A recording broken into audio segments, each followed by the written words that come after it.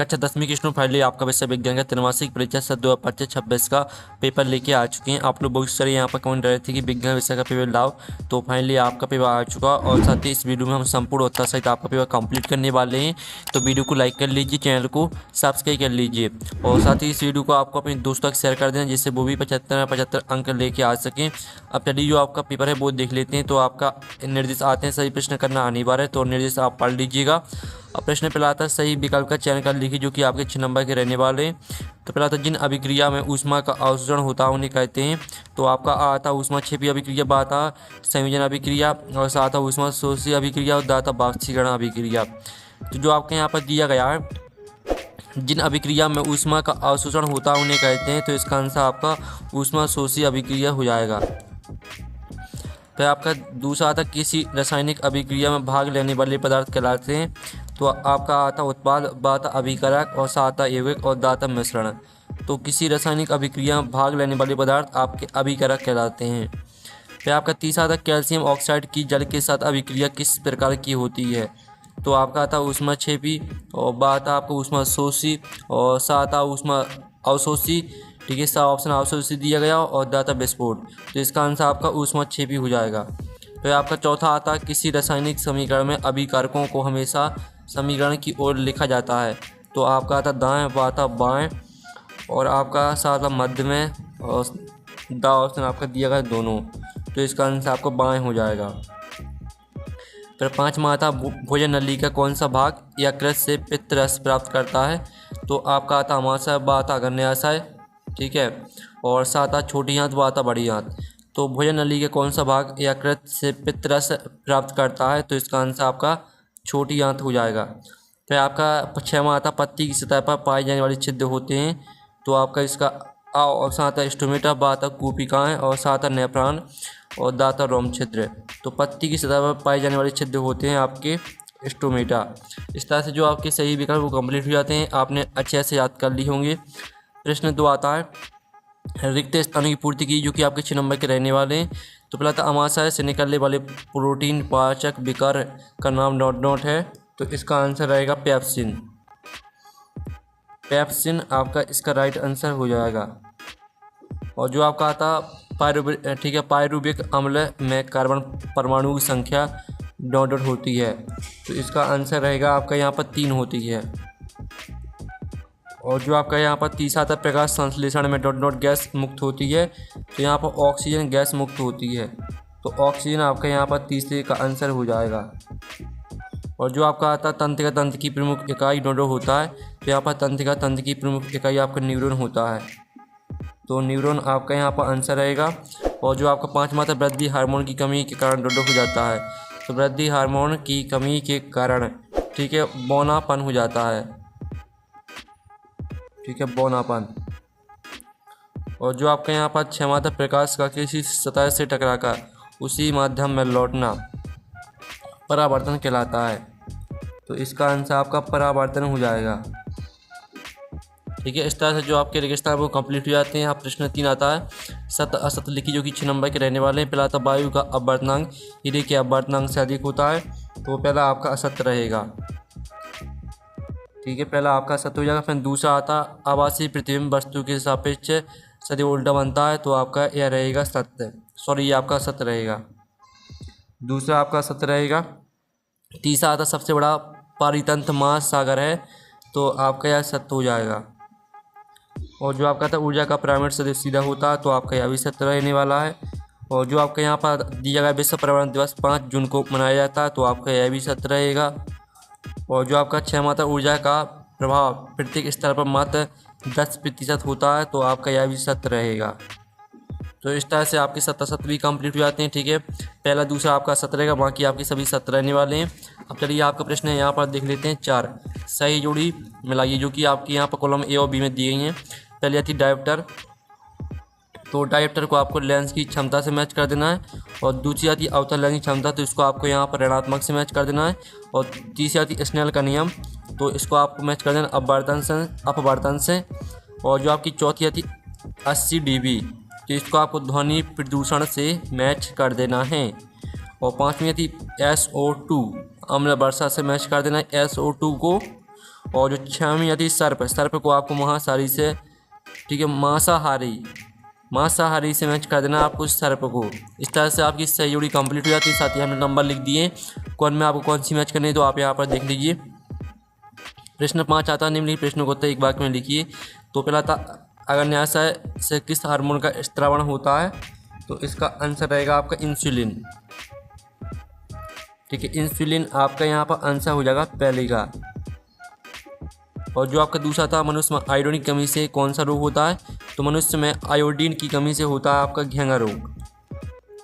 ठीक है, घेंगा आपका यहाँ पर राइट आंसर रहेगा घेंगा रोग। और जो आपका आता है, किस हार्मोन की कमी से मधुमेह रोग होता है, तो इसका आंसर रहेगा आपका यहाँ पर इंसुलिन। ठीक है, इंसुलिन हार्मोन की कमी से मधुमेह रोग होता है।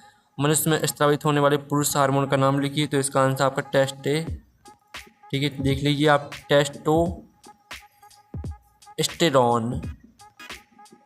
टेस्टोस्टेरोन आपका इसका राइट आंसर हो जाएगा। और जो आपका यहाँ पर आता है, पौधे अपना भोजन किस प्रक्रिया द्वारा बनाते हैं, लिखिए, तो इसका आंसर आपका रहेगा प्रकाश संश्लेषण। ठीक है, प्रकाश संश्लेषण आपका इसका आंसर हो जाएगा। और साथ ही आप यहाँ पर देख लीजिए, ओजोन परत में छिद्र सबसे पहले कहाँ देखा गया, तो इसका आंसर आपका अंटार्कटिका हो जाएगा। ठीक है, आप यहाँ पर देख लीजिए, अंटार्कटिका आपका इसका यहाँ पर राइट आंसर रहेगा। तो इस तरह से जो आपके एक साथ वाक्य होता है वो कंप्लीट हो जाते हैं। पहले का आंसर आपका इंसुलिन रहेगा, दूसरे का आंसर घेंगा रोग, तीसरे का आंसर इंसुलिन, चौथे का आंसर आपका टेस्टोस्टेरोन, पाँचवें का आंसर आपका प्रकाश संश्लेषण और छठवें का आंसर आपका अंटार्कटिका। अब चलिए, जो आपके ऑब्जेक्ट है वो कंप्लीट हो जाते हैं। प्रश्न 6 आता है, श्वसन को ऊष्मक्षेपी अभिक्रिया क्यों कहते हैं, अथवा तेल एवं वसा युक्त खाद्य पदार्थों को नाइट्रोजन से प्रभावित क्यों किया जाता है। ठीक है, तो चलिए जो इनके आंसर है वो हम यहाँ पर देख लेते हैं। तो आप यहाँ पर देख लीजिए, आपका 6 प्रश्न का आंसर रहेगा, श्वसन को ऊष्मक्षेपी अभिक्रिया क्यों कहते हैं, तो श्वसन को ऊष्मक्षेपी अभिक्रिया कहते हैं क्योंकि इस प्रक्रिया में ऊर्जा मुक्त होती है। जब हम भोजन करते हैं तो भोजन के पाचन के दौरान कार्बोहाइड्रेट ग्लूकोज में टूटता है। ठीक है, ऊष्मक्षेपी अभिक्रिया कहते हैं, यहाँ तक पूरा याद कर लेना है। और तेल एवं वसा युक्त खाद्य पदार्थों को नाइट्रोजन से प्रभावित क्यों किया जाता है, तो इसका उत्तर भी देख लीजिए। फिर आपका आता, वायु में जलाने के पूर्व मैग्नीशियम द्रवण को साफ क्यों किया जाता है, अथवा आता रासायनिक समीकरण को संतुलित करना क्यों आवश्यक है। तो आप यहाँ पर देख लीजिए, वायु में जलाने से पहले मैग्नीशियम द्रवण को रेगमाल से रगड़कर साफ किया जाता है ताकि उसके ऊपर बनी मैग्नीशियम ऑक्साइड की परत को हटाया जा सके। यह परत मैग्नीशियम को वायु में उपस्थित ऑक्सीजन से अभिक्रिया करने से रोकती है। इस परत को हटा देने से मैग्नीशियम द्रवण आसानी से जल पाता है। और आप यहाँ पर दिल्ली रासायनिक समीकरणों को संतुलित करना क्यों आवश्यक है, तो इसका उत्तर भी देख लीजिए। फिर आपका आता, अमीबा में पोषण की प्रक्रिया किस प्रकार पूर्ण होती है, लिखिए, अथवा आता एटीपी का पूरा नाम लिखिए, इसे ऊर्जा मुद्रा क्यों कहते हैं।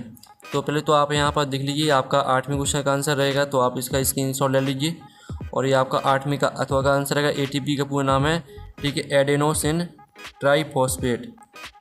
इसे ऊर्जा मुद्रा इसलिए कहते हैं क्योंकि यह कोशिकाओं में ऊर्जा संचय और स्थानांतरण का प्रमुख साधन है। कोशिकाएं विभिन्न जैविक प्रक्रियाओं के लिए आवश्यक ऊर्जा को एटीपी के रूप में संग्रहित करती है, और जब भी उन्हें ऊर्जा की आवश्यकता होती है वे एटीपी को तोड़कर ऊर्जा प्राप्त करती हैं। इस तरह से आपका अथवा का आंसर रहेगा। फिर आपका आता 9वां, माइटोकॉन्ड्रिया कोशिका बिल्ली घर क्यों कहते हैं, अथवा था स्वपोषी पोषण के लिए आवश्यक परिस्थितियाँ तथा इनके उत्पाद लिखिए। तो ये आपका माइटोकॉन्ड्रिया कोशिका बिल्ली घर कहते हैं क्योंकि यह कोशिकीय श्वसन की प्रक्रिया द्वारा ऊर्जा का उत्पादन करता है। ठीक है, आवश्यक होती है, यहाँ तक पूरा याद कर लेना। साथ ही अथवा का आंसर देख लीजिए, स्वपोषी पोषण के लिए आवश्यक परिस्थितियाँ, सूर्य का प्रकाश, क्लोरोफिल, कार्बन डाइऑक्साइड और जल। साथ ही उत्पाद देख लीजिए, स्वपोषी पोषण प्रकाश संश्लेषण के मुख्य उत्पाद ग्लूकोज और ऑक्सीजन गैस है। फिर आपका आता रुधिर के आपको 2 कार्य लिखने हैं, अथवा आता धमनी स्राव में 2 अंतर लिखिए। तो पहले तो आप यहाँ पर रुधिर के 2 कार्य देख लीजिए। ये आपके रुधिर के 2 कार्य दिए गए हैं और ये आपका धमनी स्राव में अंतर दिया गया है। ठीक है, तो दोनों की स्क्रीनशॉट आप ले लीजिए। फिर आपका आता हार्मोन्स किसे कहते हैं, अथवा आता प्रत्यावर्ती क्रिया किसे कहते हैं। ठीक है, तो आप यहाँ पर 11वें प्रश्न का आंसर देख लीजिए। 11वें प्रश्न का आंसर रहेगा, ये आपका 11वें के अथवा का आंसर रहेगा। और जो आपका आता प्रकाशनु, ठीक है, प्रकाशनु अपवर्तन किसे कहते हैं, अथवा आता जलानुवर्तन किसे कहते हैं। तो चलिए जो इनके आंसर आप वो देख लेते हैं।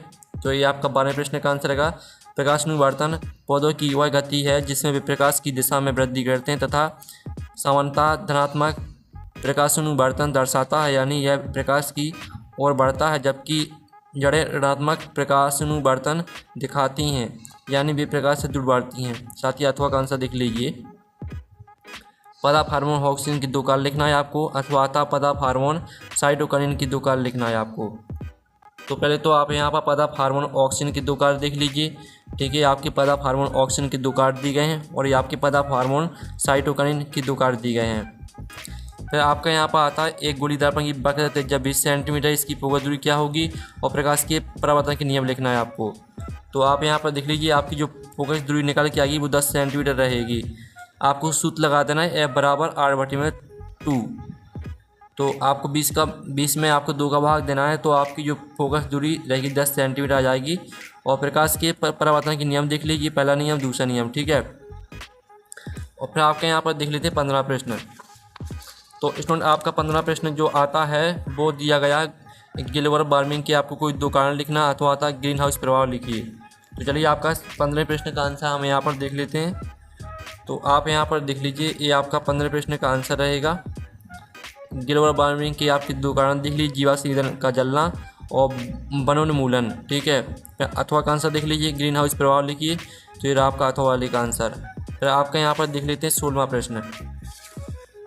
16वां प्रश्न आता है, ठीक है, जैव निम्नीकरण करणीय प्रदूषक उदाहरण सहित लिखिए, अथवा आता अम्ल वर्षा क्या और कैसे होती है लिखिए। तो चलिए आपका 16वें प्रश्न का आंसर हम यहाँ पर देख लेते हैं। तो आप यहाँ पर देख लीजिए, जैव निम्नीकरणीय प्रदूषक वे प्रदूषक होते हैं जिन्हें सूक्ष्म जीवों जैसे बैक्टीरिया और कवक द्वारा प्राकृतिक रूप से सरल हानि रहित पदार्थों में तोड़ा जा सकता है। उदाहरण देख लीजिए, और साथ ही इसका अथवा का आंसर देख लीजिए, अम्ल वर्षा क्या है और कैसे होती है लिखिए। तो इसका उत्तर भी आप देख सकते हैं। फिर आपका आता ओजोन गैस में ऑक्सीजन के कितने परमाणु होते हैं, इसका रासायनिक सूत्र लिखिए। अथवा आता जल जीवपाला बनाते समय हमें किन बातों का ध्यान रखना होगा। तो 17वें प्रश्न का आंसर देख लीजिए, आपका 17वें प्रश्न का आंसर रहेगा और ये आपका 17वें के अथवा का आंसर रहेगा। ठीक है, फिर आपका 18वां आता संतुलित रासायनिक समीकरण किसे कहते हैं, एक संतुलित रासायनिक समीकरण लिखिए। अथवा आता विकृति गंधिता किसे कहते हैं, खाद्य पदार्थों को इससे बचाने हेतु कौन सी प्रक्रिया अपनाई जाती है। तो आप यहाँ पर देख लीजिए, ये आपका 18वें क्वेश्चन का आंसर रहने वाला है, संतुलित रासायनिक समीकरण, और उदाहरण देख लीजिए। ठीक है, और साथ ही आप यहाँ पर देख लीजिए विकृति गंधिता किसे कहते हैं, तो ये आपका अथवा का आंसर दिया गया, और बचाने की प्रक्रिया देख लीजिए। और साथ ही आपका 19वां आता तंत्रिका कोशिका का नामांकित चित्र बनाना है, अथवा आता मनुष्य के हृदय का नामांकित चित्र बनाइए। तो ये आपका तंत्रिका कोशिका का नामांकित चित्र दिया गया, तो इसका आप स्क्रीनशॉट ले लीजिए। और ये आपका यहाँ पर मानव हृदय का नामांकित चित्र दिया गया, तो इसका भी आप स्क्रीनशॉट ले लीजिए। फिर आपका आता 20वां अभिसारी तथा अपसारी लेंस में आपको 3 अंतर लिखना है, अथवा आता उस लेंस की फोकस दूरी ज्ञात की जिसकी क्षमता -2.0 डायप्टर है। तो आप यहाँ पर देख लीजिए, ये आपका अभिसारी और अपसारी लेंस में अंतर दिए गए हैं। उत्तल लेंस, अवतल लेंस। कार्य प्रकाश की किरणों को एक बिंदु पर केंद्रित करता है, प्रकाश की किरणों को फैलाता है। फोकस दूरी धनात्मक होती है, ऋणात्मक होती है। साथ ही आप अथवा वाले का आंसर देख लीजिए, जो आपकी लेंस की फोकस दूरी -50 सेंटीमीटर निकाल के आएगी। फिर आपका आता है 21वां क्वेश्चन, निम्नलिखित अभिक्रियाओं को प्रकार पहचान कर नाम लिखना है। ठीक है, कौन सी अभिक्रिया आपको बताना है, इसका अथवा आता रेडॉक्स अभिक्रिया क्या समीकरण लिख कर उपचयन एवं अपचयन अभिक्रिया को दर्शाइए। तो आप यहाँ पर देख लीजिए, आपके 21वें क्वेश्चन का आंसर है, पहली आपकी संयोजन अभिक्रिया है, दूसरी आपकी विभजन अभिक्रिया है, और तीसरी आपकी द्विविस्तरण अभिक्रिया, चौथी आपकी विस्थापन अभिक्रिया है।